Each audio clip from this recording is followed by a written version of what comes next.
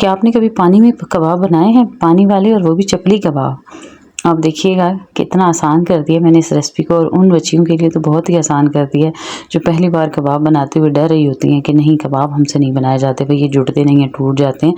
आज इतना आसान सा आपके साथ तरीका शेयर करने लगी हूँ, और टेस्ट में लाजवाब, वही जायका चपली कबाब का रहेगा इसमें।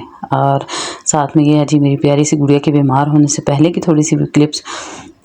अपने पापा के साथ खड़ी हो जाती है जब भी वो घर आते हैं, बहुत प्यार करती है, बहुत ज़्यादा अटैच। और आप लोगों ने मेरी बेटी के लिए इतनी ज़्यादा दुआएं की, मुझे बहुत अच्छा लगा, मुझे बहुत खुशी हुई, और आपकी दुआओं की वजह से आज कुछ ना कुछ बेहतर है मेरी बेटी। लेकिन हाथ पे कनोला लगा हुआ है अभी भी, और जो है सुबह शाम इंजेक्शन कनोले में लग रहे हैं उसे। 2 दिन का और जो मेरा सफ़र है बड़ा मुश्किल है, क्योंकि उसके हाथ पे जो कनोला लगा हुआ है, एक बंदी को हमने पक्का जो है ना उसे पकड़ के रखना होता है, ऐसे ज़ोर ज़ोर से हाथ को फेंक रही होती है। डॉक्टर साहब ने उसका दूध भी चेंज किया है, डॉक्टर साहब ने सॉरी, दूध चेंज इसलिए किया है कि मेरी अपनी कुछ गलती थी। मैंने इसका ना और कुछ खाती पीती नहीं थी, तो मैंने इसको साथ में ना गाय का दूध शुरू करा दिया, क्योंकि यहाँ गांव में जिसने भी गाय का दूध पिया वो बच्चे हेल्दी हो गए, सेहतमंद हो गए। ये भी 1 साल से ऊपर हो गई थी, तो मुझे मशवरा दिया गया कि इसको गाय का दूध पिलाओ तो ये मोटी हो जाएगी, क्योंकि और चीज़ें कुछ खाती पीती नहीं है। तो मैंने गाय का दूध अभी से सिर्फ 1 मंथ ही दिया था। 1 महीने में ये होने लगा इसके साथ कि दूध तो ये पी लेती थी, लेकिन कभी इसको मोशन शुरू हो जाते थे, कभी कॉन्स्टिपेशन यानी कब्ज़ हो जाती थी, कभी इसको ज़ुकाम, सीने पे बोझ बनना शुरू हो जाता था, बलगम के इशू बनने शुरू हो गए। तो हम लोग यही सोच रहे थे कि वैसे मौसम की वजह से, उसकी वजह से, तो मेडिसिन इसको देती रही हूँ, साथ साथ इसका फ्लो नहीं छोड़ रहा था इसको। फिर अचानक 3-4 दिन मेरी बेटी को बुखार बहुत शदीद रहा है, उसका बुखार नहीं उतर रहा था, और बुखार उतरा है तो उसे फ्लू शुरू हो गया इतना तेज़, जैसे पानी की तरह ना। फिर वो जब ठीक हुआ है तो एकदम से मेरी बेटी को मोशन लग गए, और यहाँ पे मेरी बड़ी बेटी यूनिवर्सिटी जा रही थी, आज की यूनिवर्सिटी में पार्टी थी, तो यूँ नया गाउन पहन के जा, ये आज दूसरे दिन, आज सुबह ये अभी वीडियो की जो है ना मैं कर रही हूँ एडिटिंग। और फिर मेरी बेटी के जब लूज़ मोशन लगे ना, तो मैंने घर में उसको, उसके लिए दवाई पड़ी हुई थी पहले जो उसको डॉक्टर ने दी हुई थी ना, तो वो मैंने जब उसे पिलाई है, और साथ में मैंने थोड़ी सी, इसके पापा ने ऐसे कहा कि इसे ग्रीन टी दे दो थोड़ी सी, शायद इसे वैसे बदहज़मी सी हो गई है, तो वो मैंने ग्रीन टी उसको दी है, तो उससे उसके मोशन रुके हैं, तो उसे उल्टी शुरू हो गई है, वॉमिटिंग एकदम से, और इतनी उल्टियाँ उसे आई हैं सुबह से लेके शाम तक। मेरी बेटी ने तकरीबन, हम लोग घर में जो मेडिसिन पड़ी थी वही दे रहे थे कि वक्ती तौर पे ठीक हो जाएगी, ऐसा कोई मसला नहीं है। लेकिन जैसे ही शाम के 5-6 बजे हैं तो मेरी बेटी के तो शदीद किस्म की इतनी बड़ी उसने वॉमिट किया कि उसकी खांसी नहीं साथ रुक रही थी। तब तो मैंने अपने हस्बैंड से कहा कि अब तो मैं बिल्कुल, मेरी बर्दाश्त ख़त्म हो गई है, अभी डॉक्टर का पता करें, क्योंकि सारा दिन मेरे हस्बैंड साहब घर पे थे नहीं, कहीं गए हुए थे, कोई काम से कहीं गए हुए थे। तो मैंने, इस वजह से मुझे गुस्सा भी बहुत आया हुआ था कि बेटी को छोड़ के वो काम पे क्यों चले गए हैं। लेकिन ये है कि कह रहे थे कि कमाऊँगा नहीं तो खाएँगे कहाँ से, ये भी ज़रूरी है। तो फिर जब शाम को लौटे हैं तो मुझे तो बड़ा गुस्सा आया हुआ था। फिर फ़ौरन से जल्दी से गाड़ी निकाली, डॉक्टर का पता किया। हमारे एक और रिश्तेदार हैं, वो जिस डॉक्टर के पास लेके जाते हैं बच्ची को, अपनी बच्चियों को ना, वो शाम को बैठा हुआ था। तो चकवाल DHQ में ना, DHQ के नीचे ही है एक, वो प्राइवेट बैठे हुए थे अल अज़ीज़ क्लिनिक में। तो वहाँ का उन्होंने फ़ोन किया, तो कहते हैं जी मैं तो 7 बजे उठ जाऊँगा, और हम लोग 6:30 बजे हम लोग घर में थे। तो मेरे हस्बैंड ने कहा कि आप हम मुझे सिर्फ 15 मिनट मज़ीद दें, आप 7:20 तक हमारा इंतज़ार करें, तो इंशाल्लाह मैं 10 मिनट तक पहुँच जाऊँगा, 7:10 तक हम पहुँच जाएँगे। फिर मैं जैसी कैसी हालत में थी ना, तो मैंने पीछे कोई जूते वगैरह पहने, बस ऐसे ही जैसे चप्पल पहने हुए थे, दौड़ें लगाई जल्दी से चादर की, और गाड़ी में जैसे बैठी और बड़ा सा एक कपड़ा अपने पास रख लिया गाड़ी में। अच्छा आप लोग, ये जब बच्चे बीमार हो ना, गाड़ी में कहीं जाने लगे तो शॉप पर अपने साथ पानी वाली बोतल और बड़ी पुरानी सी चादरें ज़रूर रखा करें, और बच्चे के पैम्पर पैकिंग के दौरान ये चीज़ें लाजमी रखनी होती हैं। मेरी बेटियां थी साथ, एक बेटी ने सारा सामान पैक किया, लेकिन बड़ी चादर वो भूल गई। लेकिन मुझे पता था कि मुझे वो चाहिए, तो मैं बाहर जैसे ही निकली तो बाहर मैंने ना घर के पुराने जो कपड़े होते हैं, एक स्टोर किए होते हैं, वो मैंने निकाले जल्दी से, एक बड़ी सी चादर निकाल के मैंने गाड़ी में रख ली। और जैसे हम गाड़ी में बैठे मेरी बेटी ने दोबारा इतनी बड़ी वॉमिट कर दी, तकरीबन आधे रास्ते पर उल्टियाँ करती रही, और मेरे हस्बैंड इतनी स्पीड से गाड़ी दौड़ा के लेके गए हैं। तकरीबन हम लोग 7:03 पे हम लोग चकवाल पहुँच चुके थे, और फिर हमने डॉक्टर के क्लिनिक पे कॉल की कि हम लोग पहुँच चुके हैं, आप जाइएगा मत, हमारी बेटी काफ़ी सीरियस है। तो फिर डॉक्टर जो है वो, उसने इंतज़ार किया, नहीं गए, इतना हम पहुंच गए। और जब पहुंचे हैं तो उसने चेकअप किया तो काफ़ी पानी की कमी हो चुकी थी छोटी को। तो फिर उसने इतनी बड़ी ड्रिप लगा दी, जो कि मैंने पीछे आपको क्लिप में शेयर भी की है। तो इतनी बड़ी ड्रिप थी, यकीन माने इतनी मुश्किलों से उसको वो ड्रिप लगी है। इतनी मुश्किलों से हमने उसे लगाया कि मैंने उसे गोद में उठाया हुआ था और मेरे साथ मेरी बड़ी बेटी को लेके गई हुई थी ना, तो उसने एक हाथ में मोबाइल पकड़ा हुआ था और मोबाइल पे उसे कार्टून लगा के दिए, दूसरे हाथ से उसके हाथ को पकड़ा हुआ था। और मुझे इतना रोना आ रहा था कि नन्ही सी बाजू को मेरी बेटी की, और उस पर कनोला लगा दिया। और फिर उसमें उसे ड्रिप जो है, हमें कहा था कि 1 घंटे में ख़त्म हो जाएगी, लेकिन 8 बजे मेरी बेटी को ड्रिप लगी है और 11 बजे ख़त्म हुई है। और इस दौरान मुसलसल वो रोती रही है, मुसलसल बार बार, कभी ड्रिप को देखती थी, कभी अपने हाथ को देखती थी, चीखती थी। अभी भी रोने लग पड़ी है। उसके कनोले में इंजेक्शन का टाइम अभी होने वाला है, अभी फिर एक डॉक्टर आएगा उसे इंजेक्शन लगाने। अच्छा, जब मैं गई हूँ तो पीछे से पिछले बच्चों का मुझे कुछ ख़्याल नहीं था कि मैंने उन बच्चों के लिए भी कुछ पका के रख के जाना है या कोई सा, क्योंकि सारा दिन मैं उसके साथ लगी रही, तो मैंने कोई ऐसी ख़ास कुकिंग भी नहीं की हुई थी। हाँ, मैंने कबाब का मिक्सचर एक साथ में ना जल्दी जल्दी में बना के रख दिया था कि आज सालन ना बना पाई तो बच्चे कबाब खुद ही बेटियाँ बना लेंगी मेरी। तो वो फिर बड़ी बेटी को मैं साथ ले गई, और जो कि दूसरे नंबर वाली आज जो यूनिवर्सिटी गई है, इसकी यूनिवर्सिटी में इसने प्रेजेंटेशन कोई पेश करनी थी, तो वो ये उसकी तैयारी करने में लग गई। तो हम लोग जब निकले हैं तो पीछे से ये तकरीबन 10 बजे तक अपना पढ़ती रही है, और फिर इसने सुबह उठना था जल्दी, तो इस वजह से लेटे लेटे एकदम से पढ़ के जैसे पीछे हुई है तो ये सो गई है। और जो बेटा था मेरा, उसने खुद अपने लिए अपनी चिप्स बना ली थी, वो चिप्स खा के सो गया था, क्योंकि अगले दिन उसके भी स्कूल की तरफ से ना आउटिंग पे उसने जाना था, पिकनिक पे जाना था, यहाँ पे जोयलैंड, इस्लामाबाद जोयलैंड में उसने जाना था। तो वो तो अपने जल्दी से, शुक्र है अल्लाह का कि ये आदत मैंने बच्चों में डाली है कि अपने काम कर लेते हैं। तो उसने अपने ये चिप्स बनाई, वो खा के सो गया, और साथ में मिक्सचर ऐसे ही बना हुआ पड़ा रहा। मैं जाते हुए मैं बच्चों को बता के नहीं गई कि मैंने कबाब का जो है ना ये वाला मिक्सचर बना के रख दिया, तो आप लोग बना लेना। अच्छा, ये मैंने बनाए थे कबाब, इसके बाद भी मैंने एक और मिक्सचर भी बनाया था। ये पहले की वीडियो है, रात की जो है ना, दोबारा मैंने यही बना के, मुझे इजी लगा तो मैंने बना के रख दिया, क्योंकि लोग खुद पीछे से बना लेंगे, लेकिन वो इन्होंने नहीं बनाए। फिर जब वापस आई हूँ तो वहाँ पे जब चेकअप हो गए, अभी की मतलब ड्रिप ख़त्म हुई है, हम लोग निकलने लगे हैं, तो मेरे हस्बैंड ने वहाँ से पुलाव ले लिया, 2-3 डब्बे उसके पैक करा लिए, और अबीर की दवाई पे हमारा तकरीबन 10,000 रुपये हमारा लग गया। तकरीबन तो नहीं, 10 से ज़्यादा, मतलब 11,000 रुपये हमारा लग गया था।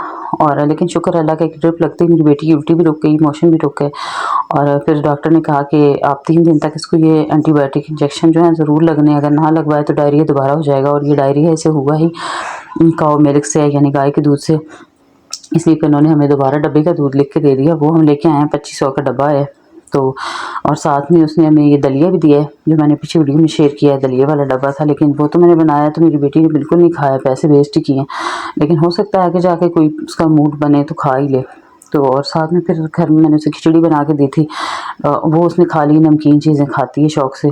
तो हम तो इस खौफ की वजह से उसे कुछ खाने को नहीं दे रहे थे कि इसके सीने पे बलगम बन रही है, तो इसको ये भी ना दो, वो भी। सारे जो बड़े बुजुर्ग आके मशवरे देते हैं, बच्चे को केला ना दो, बच्चे को चावल ना दो फ्लू में, और कोई ठंडी चीज़ मतलब ना खिलाओ, कोई फलां, हर चीज़ में से कोई ना कोई नुक्स, फलां में ये है, फलां में ये है। तो बस सिर्फ दूध पे ही रखा हुआ था। लेकिन अब उस डॉक्टर ने कल कहा है कि आप सब कुछ दें, अगर कुछ हुआ तो मैं हाज़िर हूँ। तो इसलिए कल से मैं उसको खिचड़ी दे रही हूँ, खा रही है शौक़ से। रात को कबाब भी खिलाया, खा लिया उसने।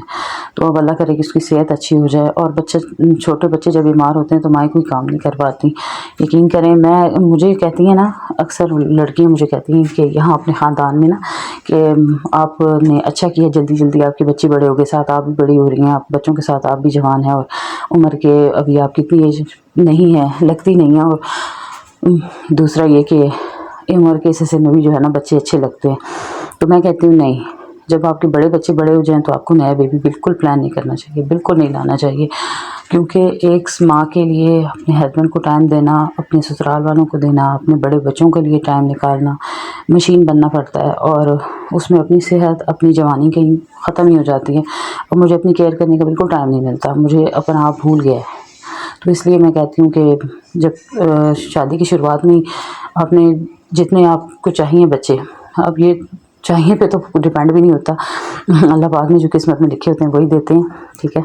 और बंदा चाहे लाख कोशिशें करे कि नहीं मैं 2 ही लाऊंगा, नहीं, अगर अल्लाह पाक ने किस्मत में 5 लिखे तो 5 आएंगे, 10 लिखे तो 10 आएंगे, कोई मसला इसमें बंदे की अपनी अकल नहीं चलती, ठीक है।